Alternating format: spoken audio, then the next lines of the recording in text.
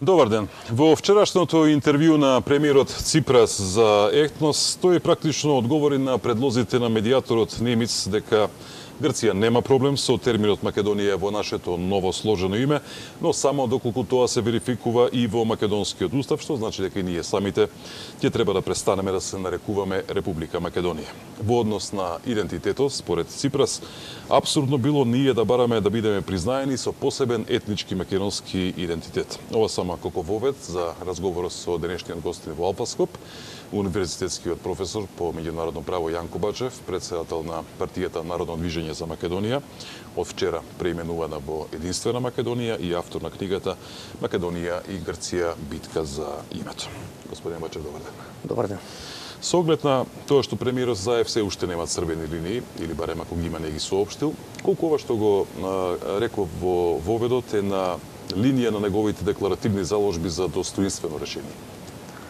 Па вака сега на почетокот морам да кажам дека за волја на вистината Грција уште почетокот на спорот, кога се појави некаде пред 27 години, изгради многу добра преговарачка тактика. Значи, они изгради една тактика така на поекстремна тактика, одејќи на варијантата колку предметот на преговори е поекстремен, толку тоа на крај што ќе се посакува како компромис, ќе се постигне. И еве гледаме денови има едно финале на таа нивна тактика, во ситуација сега не доведува дека ние дури треба да бидеме и пресрекни што они се смелувале и ќе ни дозволат да го ставиме во тоа ново име терминот Македонија, што е, да кажеме, погубно за Македонија доколку дојде до тоа. Многу сега зборувам од аспект на таа меѓународни тие правно техники и тактики на преговарање се познати. Од друга страна пак тогашниот државен врв на Македонија 90-те години пак спротивно на ова нивна тактика изградена една тактика на екстремна кооперативност. Ние бевме претерано кооперативни, само да подсетам така телеграфски, на брзина го променивме уставот. После 2 месеца од неговото донесување, со што де факто се откажавме од македонците во соседните земји, сметајќи дека со тоа ќе импресионираме европската јавност да не признае тогашната европска заедница. Понатаму брзо потезно се согласивме на прием во Обединетите нации со име различно од името кој што е избрано од народот, па следеше 95-та промена на знамето. Фактички ги истрошивме сите адути кои што би можеле да користиме во тие преговарачки, да кажеме, техники, и се како резултат на таа погубна политика, бидејќи во тоа време тогашниот председател Киро Глигоров воведе еден систем на лично владење, сам ја водеше надворешната политика, или поточно надворешната политика водеше 1,5 човек со Денко Малевски. Така да него вклучи тој стручен потенцијал на земјата да парира на таа тактика на Грција. Дури доаѓавме до такви смешни ситуации кога го променивме уставот. После 2 години во еден интервју за Нова Македонија Киро Глигоров плачливо дори кажа дека еве не сме знаеле и грците имале иста одредба во уставот, кај што стои дека грците се грижат за грците пород во сите странски земји, а нашиот државен врв не знаел за таа одредба, доколку знаеле во тие преговори, да кажеме, сигурно се користел тоа како голем адут. Така да сега таа техника на Грција, таа екстремна тактика што ја спроведуваат, еве дава резултати, така да сега останува веќе единствено народот да го брани името. Ципрас вчера во интервјуто за Етнос им разби уште една илузија на сите кои сметаа дека Македонија може да излезе со идентитетски неоштетена од овие преговори за името. За Ципрас е апсурдно и спротивно на историјата било кој да побара ексклузивност на Македонија во однос на етничката идентификација, потука според Ципрас апсурдно е ние да бараме да бидеме признаени со посебен македонски етнички идентитет. Не знам кој е соодветното прашање, да се обидам вака. Можно ли одговор на македонска власт да ја проголти оваа провокација? Па видите, јас ќе кажам, не постои човек во земјата или најголем дел од народот во Македонија што не ја знае суштината на спорот за името. Значи тоа е една димна завеса од страна на Грција со цел да се обезличи македонскиот народ како и народ и како нација. Така да позната е таа суштина на спорот, а сите овие игри околу тоа дека со промена на името, со разни додавки, придавки, дека нема да се смени, не се чепка во идентитетот на Македонија, тоа е начин на голема лага, така да суштината на спорот секој е позната.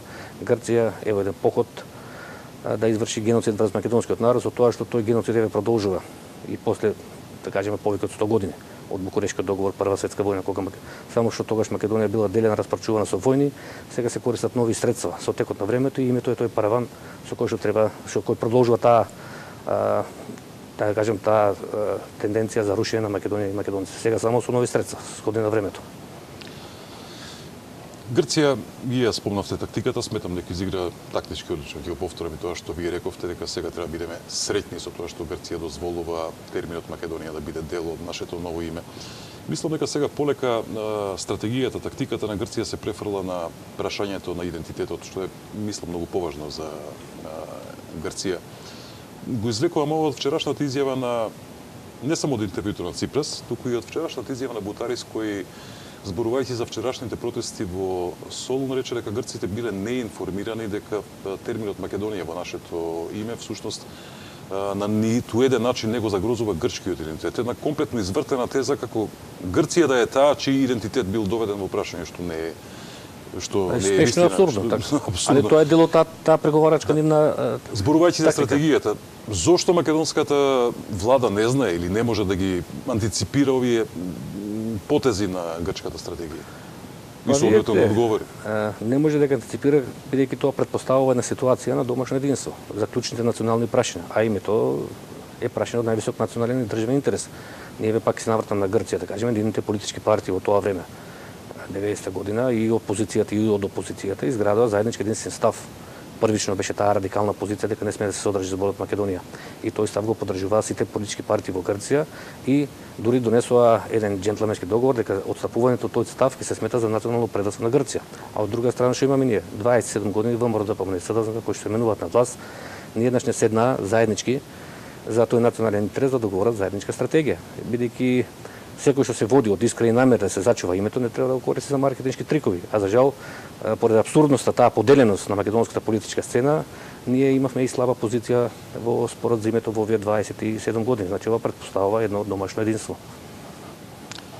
Кога сме кај единствено, како да ги споиме две сосема спротивставени ставови, заебели нема црвени линии во преговорите, од друга страна Мицковски последно него што слушнавме за спорот за името, го соопшти ставот на ВМРО-ДПМН дека тие се против промена на уставот заради промена на уставното име и дека се против промена на идентитетот.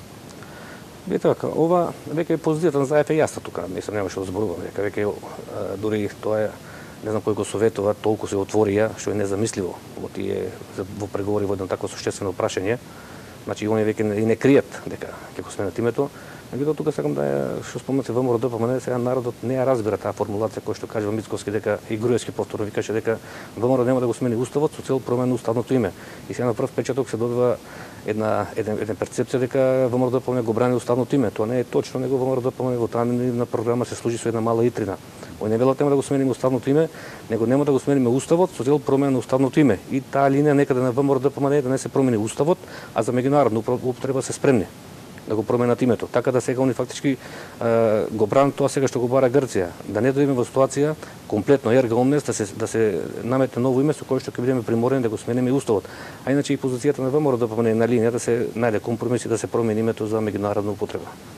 Така да двете партии тука нема многу голема разлика, бидејќи тука не е тајна дека и двете партии се раководени од еден центар, странски, знаеме кој ги раководи, така да знаеме кај ги добиваат соките. Дали сега се гледаат ефектите од оние масовни апсења на пратеници на членови на граѓанската иницијатива за заедничка Македонија?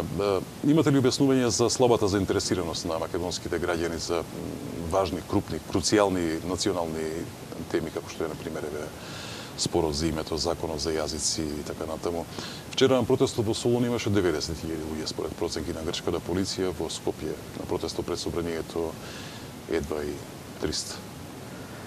Не е дека македонскиот народ не сака да го брани името, меѓутоа тука сега постои една разочараност, вие ги спомнавте тие претходни процеси што одеа, имаше голем број на луѓе што ги беа организирани пред минатата година, меѓутоа сега постои една разочараност што луѓето фактички на тие протести беа излажени, измамени, излегуваа во голем број, меѓутоа се види на крај дека тие биле всушност да им се одземе енергијата, кога требаше да се заде условно кажано последниот удар, да се зачува така идентитетот, тие и името и сите национални прашања, бидејќи видите на Скопје на улиците тогаш протестираа и по 50 по 60.000 луѓе. Така на луѓето им беше одземена енергијата, се створи така една разочараност, а доколку повеќе се уставообранителите со тој срамен чин што се направи со нивното приведување, апсење што се прави, бидејќи тие луѓе влегоа таму со силна верба дека го бранат уставот. Јас сум сигурен дека таа вечер не влегови да го тепат Заев, него кој да беше на место на Заев, ќе беше тепан таа вечер. Да беше и Груевски, јас да бев, кој да беше со тоа предавство што го направи, таа вечер они не влегоа конкретно да тепат некој конкретно лице, него влегоа со силна верба дека го бранат уставот. Така да тие луѓе тоа е голем срам за Македонија како држава. Што се држат уште во притвори, па обвинението е уште посмешно. Јас не верувам дека има судија во земјата кој што ќе напише таква пресуда за тероризам, така да се повеќе води во насока дека луѓето сега едноставно се предмет на пазарење, се играат со човечки судбини, што е неприфатливо. По последната средба на Нимиц со преговарачите на Македонија и Грција излеговте со став дека е време за политички пресврт во македонската политика и спорот за името да го извадиме од тој политичко-дипломатски терен кој што сега е активен и да го префрлиме на правниот терен во Обединетите нации. Не е ли малку досна за ваков став со оглед на геополитичкиот контекст во кој што е ставено решението на спорот за името? Па не сметам дека е доцна, јас се уште верувам дека во Македонија најпосле, дали ова, дали некоја идне, ќе се изнајде некоја влада која што ќе има храброст да направи тој радикален пресврт во македонската политика и спорот за името да го префрли од политичкиот на правниот терен. Ние гледаме 27 години, тој спор се решава со политичко-дипломатски техники кои што не даваат резултат. Така да тука еве спомнавте вие, сега да не навлегувам во детали, значи тоа не е така едноставно како што слушаме деновиве, доволно било да поднесеме резолуција до Генералното собрание дека работата е завршена. Значи работата е многу посложена тука за мене, за да се тргне во тој правец, потребно е претходно исполнување барем на 3 основни претпоставки како дефинитивен факт. Прво е значи политичка волја на Република Македонија да го користи своето неотугливо и со ништо неограничено меѓународно признато право да името Република Македонија.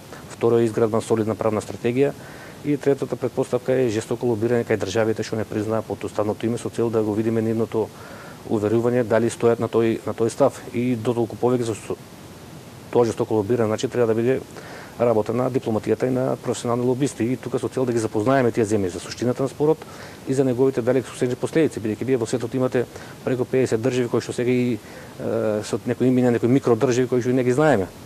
Не слушаме за Македонија, камоли пак за спорот за името, а пак сите тие имаат по еден глас во Генералното собрание на Обединетите нации. Така да доколку се исполнат тие три претпоставки, јас сум длабоко убеден дека Македонија може да успее во Обединетите нации. Сега тука на Македонија стојат 4 меѓународно правно признати механизми. Јас детално, како што спомнате, ги образлагам во мојата книга, тука само да ги кажам, тоа значи Македонија може да се обрати преку генералниот секретар, преку Генералното собрание, Советот за безбедност и Меѓународен суд на правдата. Кој начин би го избрал, тоа е проценка на домашната политика, каде смета дека има најдобри шанси да успее во спорот и некои најизгледни шанси дава Генералното собрание. Тука претпоставува изготвување на нацрт резолуција која што би отишла во Генералното собрание. Тие се носат со просто мнозинство, освен ако Грција не успее да го наметне како важно прашање, тогаш според повелбата е потребно двотретинско мнозинство и многу битно е Македонија да успее преку тоа лобирање да не наметне Грција контра резолуција. И сега тука сакам само уште еден момент да спомнам што е многу битен, за да тргне Македонија во таа правна битка, треба претходно да анулира две суштествени работи кои што може да бидат пречка за нашите правни механизми во Обединетите нации. Тоа се резолуцијата 817 на Советот за безбедност од 7 април 1993 година и времената спогодба. Таму во тие може да бидат процедурални пречки и таа процедурална пречка според повелбата може да истекне Грција или пак некој од органите на Обединетите нации, бидејќи со резолуцијата ние прифативме разговори за името, а со времената спогодба на наша штета уште подалеку. Терминот разговори го сменивме со преговори, што е на наша штета. Така да се тоа се процедурални пречки кои што може да се исправат на патот пред Обединетите нации. Меѓутоа јас во книгата, како што кажавте, давам повеќе аргументи како може да ги анулираме тие процедурални пречки и со еден збор кажано постојат аргументи со кои што може да ги побиеме тие евентуални грчки преговори, формално правни преговори за нашето барање за прием во Обединетите нации. Така да тука суштествено да се каже дека тој привремен рок од резолуцијата 817 е истечен, е изминат и Македонија сега е слободна да побара да го продолжи своето членство во Обединетите нации со Република Македонија. Исто така тука сакам да укажам многу така експерти или обичната јавност кажуваат дека треба да го повлечеме членството од Обединетите нации како БРМ. Значи во членството не треба да се чепка, тоа е дефинитивен факт. Членството е завршена работа и Советот за безбедност и Генералното собрание јасно кажа Македонија е држава, ги исполнува 4 услови од повелбата. А тие 4 услови се да е држава, да е миролюбива, да ги прифаќа обврските од повелбата и да има капацитет и волја да ги спроведува. Така да во членството не треба да се чепка, него треба да се каже дека процесот е доведен до мртва точка и согласно резолуцијата 817 тој привремен разумен рок е истечен и Македонија нема повеќе што да преговара за името и го продолжува членството во Обединетите нации под името Република Македонија. Сега таа постапка така наизглед во прв момент изгледа едноставна, меѓутоа како што кажав тука се потребно поднапред исполнување на тие три претпоставки. Сега тука како споредно може да се обрати до Македонија да иницира како држава има право до Генералното собрание да се обрати до Меѓународниот суд на правдата да ја цени валидноста на тие два услова што ни беа поставени при приемот да преговараме со Грција и да носиме картенката фирм, тоа се нелегални услови, немаат правен карактер. Така да тука може да инициира Македонија постапка, да се обратиме до Меѓународниот суд на правдата, да даде своје мислење, а поволноста за Македонија е уште повеќе во тоа што 1948 година Меѓународниот суд за правдата има расправано за такво прашање по повод приемот на тогашни 5 држави, мислам Ирска, Италија, Финска, тоа некаде после Втората светска војна кога Русија Советскиот сојуз се спротивставувал на нивниот прием бидејќи како причина го наведувал со тоа што немал воспоставено дипломатски односи. Го кочил приемот во Обединетите нации на тие 5 држави и Меѓународниот суд за правдата има донесено едно мислење во кое има кажано дека надвор од 4 услови предвидени со поgodбата не може да се поставуваат дополнителни услови. И во нашиот случај со Македонија, значи тие дополнителни услови да бидеме примени како фирми да преговараме со Грција се нелегални, нелегитимни, немаат правен карактер, тоа го има кажано Меѓународниот суд за правдата.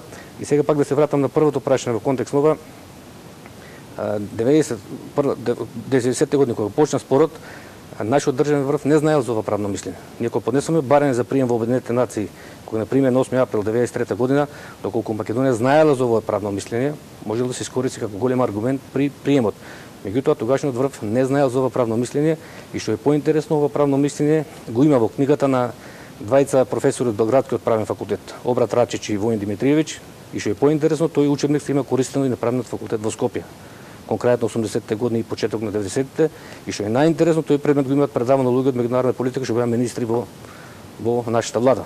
Сега дали свесно знаеле па не го кажувале овој податок или пак не знаеле, тоа е поразително за Македонија да не се знае тој податок, многу битен податок дека постои мислење на Меѓународниот суд на правдата од 1948 година во кој е кажано дека 4 услови се истрпувачки. Нема ни една држава при приемот не може да се поставуваат дополнителни два услови. Али за жал еве во тоа време како што кажав Киро Глигоров заедно со Денко Малевски заедно ја воде политиката, немаше стручен кадар или по овие министрите негови двајца од правниот факултет кои што предаваат меѓународна политика и меѓународно право не знаеле. Тоа сега е прашање. Дури да се најде влада која што ќе ги прифати вашите сугестии, дури да успее ова за ова што вие го заговарате, тоа нема да го реши проблемот на Македонија со Грција и понатаму ќе биде блокирани за НАТО и за Европска унија. Видете, ние најбитно е вака се ако го во контекст веќе го довеме прашањето, Македонија нема што да бара во Европска унија и НАТО. Оти вие видите веќе ние да кажеме како Македонија, еви јас лично и партијата што ја водам Единствена Македонија, светот не го гледаме до Брисел и до Вашингтон. За нас светот е многу поширок. Истата таква тактика во 90-та година ја водеше и тогашниот председател Киро Глигоров. Светот го гледаше до Брисел. Иако имавме во тоа време признавање од 9 држави кои не се членки на Европската заедница, ние слепо инсистиравме само Европската заедница да не признава и светот го гледавме тогаш до Брисел. Иако таму јасно ни кажуваа дека сака да ни го сменат идентитетот и името. Така да Македонија може да опстане. Светот е многу поширок, значи нема потреба да се врзува само за Европската унија и за НАТО. А дали ќе се градат добрососедски односи со Грција, тоа е прашање веќе на двете страни како ќе се одвијат водина, али за нас е круцијално ние да го сочуваме името Република Македонија. Вашата партија Народно движење за Македонија вчера се преименува во Единствена Македонија и во иднина ќе се залагате за сојуз со Русија. Не сакам се разберете ме да звучам малициозно, меѓутоа нели оваа заложба политички анахрона со оглед на тоа што ако во Македонија за нешто постои и општ граѓански и политички консензус, тоа е членството во НАТО и во Европската унија. Бака, и тоа е на голема лага. Не постои консензус во Македонија, него консензус за членството постои кај политичките елити во Македонија. Од 27 години политички елити откако однапред тие европски бюрократи ќе ги скорумпираат, ќе им дадат да се збогатат на криминален начин, после ги знаат нивните богатства, ги знаат во кои банки е лоцирано и ги држат условно кажано во скут. Така да тие анкети се голема лага, дека македонците се во голем процент заинтересирани према НАТО и Европска унија, тоа не е точно, тоа значи само став на политичките елити. Сега вие кажавте, ние вчера точно само две реченици да кажем, направихме некои одлуки, донесохме некои одлуки на Централниот комитет, кој што сметам не е претерано кажем дека се од интерес и за партијата и за Македонија. Значи во иднина наместо Народно движење за Македонија ќе настапуваме како единствена Македонија со комплетно ребрандирање и на партиските символи. Второ, направивме реконструкција во извршниот комитет со нови членови и трето, како што кажавте, така донесовме една одлука со која што Македонија во иднина, единствена Македонија сега во иднина ќе се залага за поништување на сите акти во државата за членство во НАТО и во ЕО, а тука тоа се актите на собранието од декември месец 1993 година, одлуката на собранието за членство во НАТО и 2004 година одлуката на владата за која поднесе барање за членство во Европска унија. Значи нека се залагаме за поништување на тие акти и сега бидејќи кратко е времето, само да кажам две реченици од причината ја гледаме во тоа што тоа е врв на фашизоидна идеја, некој да сака да го смени името, идентитетот, а тоа за нас во моментот е Европската унија. Значи тоа е една фашизоидна структура која што сака да не го смети името и идентитетот, а ние упорно сакаме да прием кај нив. И од друга страна за НАТО за нас како единствена Македонија, можеби е презасилено зборот што ќе кажам, нема друг збор. Тоа е една геноцидна организација, бидејќи ние гледаме во изминалите 27 години што прават. Еве така малку да парафразирам, НАТО гледајќи го како делува во 27 години, изгледа дека американските председатели во изминалите 27 години единствено што прават на сабаља кога ќе станат, ќе се прекрстат, викат веруваме во Господ, ќе го свртат атласот, глобусот, кај ќе им застане прстот, таму тој ден испорат бомби по светот. Значи тоа го прават 27 години. Милиони луѓе се загинат од тие нивни бомби, имавме и во непосредно соседство таква војна од НАТО, значи тоа е една геноцидна организација, така да не гледам причина зашто ние би барале прием. Од друга страна сега само со еден збор ќе кажам дека членството во Евро, Азијската економска унија за Македонија ќе даде голема корист. Сега не е времето тоа, ние во периодот што следи ќе ја прошириме нашата програма дека луѓето ќе видат голема корист не само на политички, него и на економски план. Ќе ги видат користите од членството во Евроазијска унија. Го спомнавте членството во Евроазијската унија. Членството тамо не подразбира откажување од членство во Европска унија или од аспирациите за членство во Европска унија. Колку се сеќавам, Бугарија има понуда од Русија да стане член. Не го знаем одговорот сега на Бугарија, рано е. Од информациите што ги имам, има голема заинтересираност и во Чешка, Полска, Унгарија, дури и во Австрија за тој Евроазијски сојуз. Меѓутоа, повторно ќе се вратам на првото. Членството во Евроазијската унија не подразбира откажување од Европската унија. Зошто на Македонија да ја Па јас спомнав Бугарија како наш сосед. Јас имав прилика сега, скоро бев во Бугарија. Во 15 на дена така бев таму и така 10 на дена и така навечер обично имав прилика да разговарам со луѓето. Луѓето го проколнуваат денот кога Бугарија станала членка на Европска унија. Сите во еден глас кажуваат дека полошо се живее сега отколку кога не биле членка на Европската унија.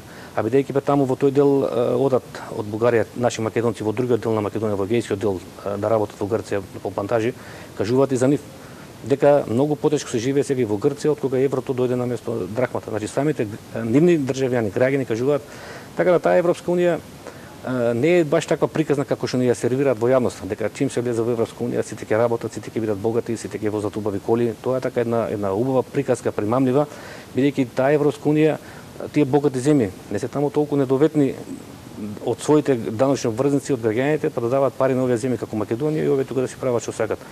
Така да тие приказки служат за едно замајување за јавноста и како што кажав, Европската унија ги држи во економско робство овие земји како Македонија. Овие стратешки објекти, гледате кои ги купува, они ги купуваат, од тука ги вечат сите профити и после во форма на некои донации, фрлат лежавчина и тие донации што ги враќаат повратно, они ќе земат од Македонија 1 милиарда, 200-300 милиони може ќе ги вратат како донации, што слушаме секој ден. Ама тие донации се заменети за корумпирање на политичарите, не одат за народот. Тие донации ги земат политичарите, ќе ги скорумпираат, ќе ги збогатат. Гледате вие нашите примери од 90-та година вака сите земети поред министри стана најбогати луѓе. Значи тие приказки што им ги сервираат на јавноста, тоа е една голема лага и ние се во периодот што следи тоа така подобро ќе им го образложиме на луѓето. За крај, господине Бачев, рековте ќе се залагате за сојуз со Русија, за членство во Евроазијскиот пред се економски сојуз.